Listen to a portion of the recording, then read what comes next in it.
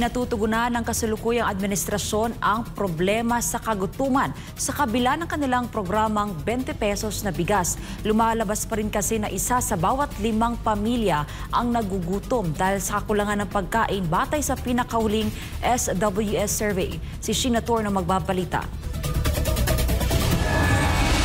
20 peso rice is here to stay. It is achievable, it is sustainable.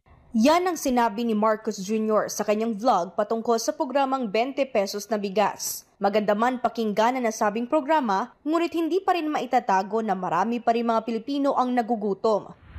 Patunay dito ang pinakahuling survey ng Social Weather Station o SWS. Tumaas 20% ang bilang ng mga Pilipino ang nakaranas ng involuntary hunger o gutom. Sa nakalipas na 3 buwan, bahagyang tumaas ang bilang mula 19.1% noong April 11 hanggang April 15 ng taong kasalukuyan, pero nananatili itong mas bababa kumpara sa 27.7% noong Marso, habang 16.4% naman ang nakaranas ng katamtamang gutom. 3.6% ang dumaan sa matinding gutom. Bagamat hindi ito malaking pagtaas, malinaw na maraming kababayan pa rin ang patuloy na nahihirapan na makahanap ng pagkain. Ang datos na ito ng SWS ay sinang-ayunan din ni Attorney Salvador Panelo, dating Chief Presidential Legal Counsel ng panahon ng Duterte Administration, kung pagbabasehan ang sitwasyon ngayon ng mga mahihirap na Pilipino.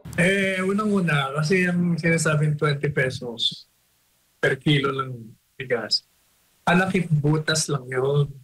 Nakabiguan ng kanyang pangako na bababa ang presyo ng bigas. Paano bababayan? Wala na tayong ginawa kundi mag-angkat.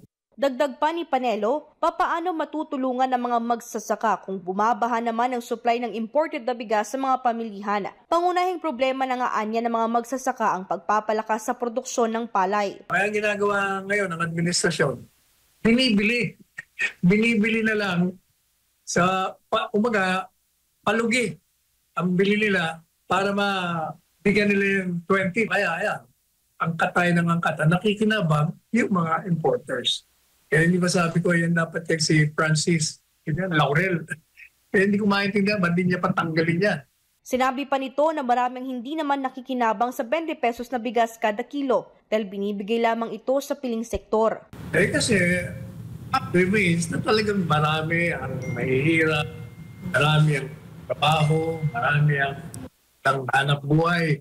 Kasi mukhang palakasan pa rin yan. Kaya mga malalakas sa namumuno sa mga LGUs. Mukhang piling-pili din ang mga nakikinabang niya. Samantala sa panig naman ng Department of Agriculture, aminado silang malaking hamon sa kanilang ahensya na matugunan ang problema sa kagutuman. Kaya sisikapin umano ng DA na gumawa pa ng programa na makatutulong sa mga mahihirap. We're hoping sa mga susunod na survey, together with yung programa natin sa DOLE, na sa minimum wage earners, yung programa sa DSWD na walang gutom, eventually, dahan-dahan makakatulong ito, mabawasan yung kahirapan. Sa ngayon, tanging mga PWD, senior citizen, single parent, minimum wage earner at 4-piece beneficiary pa lamang ang nakinabang sa nasabing programa. Para sa Diyos at sa Pilipinas kung mahal, ito si Sheena Torno, SMNI News.